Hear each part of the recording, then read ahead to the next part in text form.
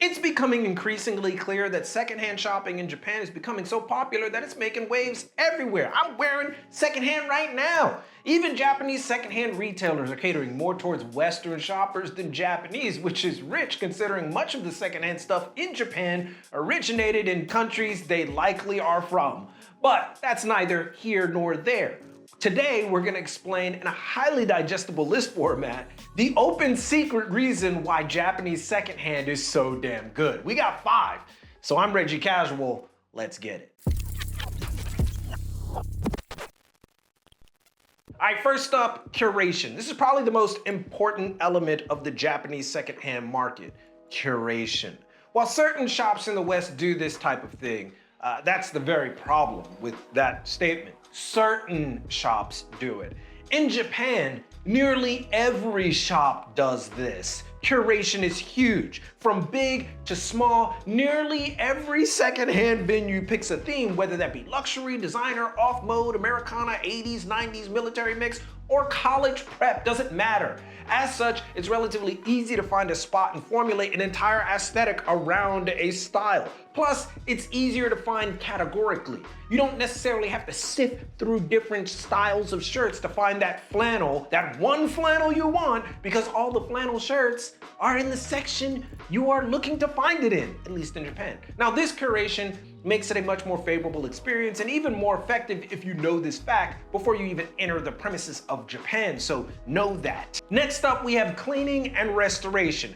Let's go ahead and take a look at these tools. Steamers, depilling machines, horsehair lint brushes, laundry bags. Now these tools are available pretty much everywhere in the world, but in Japan, their use is essential to not only the most ardent fashion connoisseur, but to every shop manager available of a secondhand shop. It's no secret that the quality of secondhand in Japan is so good it might as well be retail, but that's in large part due to the care done to the products after acquisition. Now you may not be aware, but the best shops have teams or dedicated employees whose sole purpose is to restore clothing to be retail ready and putting painstaking hours into making items store worthy. Basically, the rule is to take something that is like D grade and to get it as close as possible to A grade. And even then, they'll give the product a C grade due to it being D in the first place. I mean, that's Japan, but it's also a reason why you're probably getting a better product than when it was first acquired. So yes, cleaning and restoration is a big part of why secondhand in Japan is really good, but it's also the reason why it's probably better to get it after the Japanese people get it. It's weird to say. Yeah, just let them pick it up and let them restore it, and then I'll buy it, chief. That's what I'm gonna do.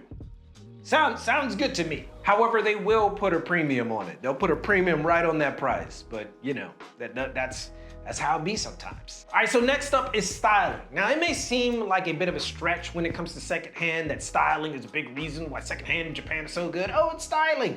But allow me to explain. Much of Japanese culture is communal and a ton of information is shared. We're about to get into some cultural stuff, which is great for me because that's what I like. As a result, shopping secondhand in Japan is not a blind experience. Shop owners not only pride themselves on curation, but also how to pull it all together. Visual merchandising, as they say.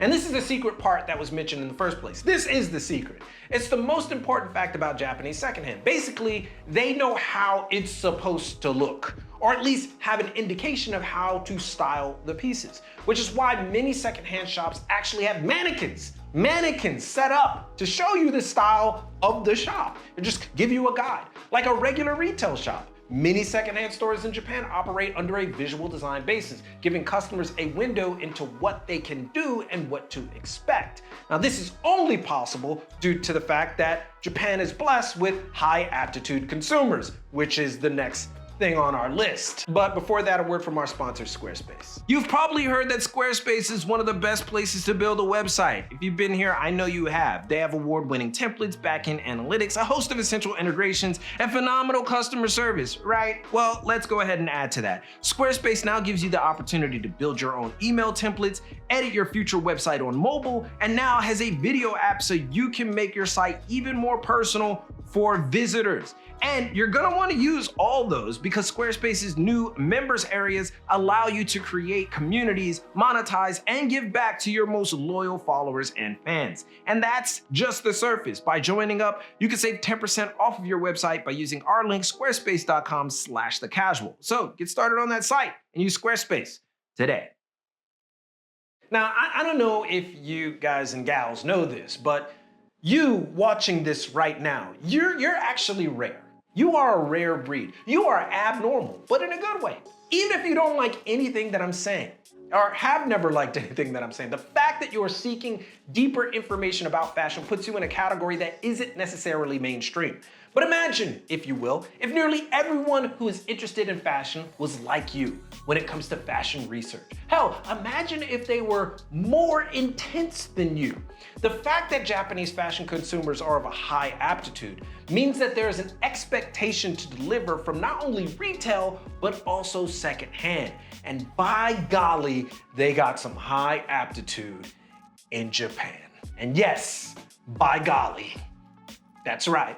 It's why all these so-called secrets exist in the first place, the ones that I'm telling you right now. As mentioned, a lot of information is shared in Japan, so consumers come prepared with knowledge that honestly dwarfs casual fans of fashion. Not the casual fans of fashion, but just casual fans of fashion. Gotta get the branding right in there. Even baseline fashion enthusiasts in Japan are very knowledgeable and put a ton of mindfulness into their own curation. So secondhand, which is basically the beating heart of Japanese fashion, has to deliver in every way to meet that expectation. So when people come to Japan and check out secondhand, they may be surprised by how good it is, but that's in large part due to the consumers who wouldn't have it any other way. And finally, secondhand in Japan is all about preservation. This may seem like a throwaway, but preservation is basically where a lot of Japanese design, fashion, the industry starts. From denim reproducers to runway designers, remake, DIY, deconstruction, it is big, dare I say a huge part of Japanese fashion. And much of that is due to secondhand clothing. Put more clearly, more succinctly, if you will, secondhand is so good in Japan because Japanese people have been learning from it for generations now. Jun Takahashi, for example, started his career in design by working through vintage clothing. Shinsuke Takizawa of Neighborhood started his career by not only curating workwear in Americana, but learning how to make it himself, him and Tetsu Nishiyama.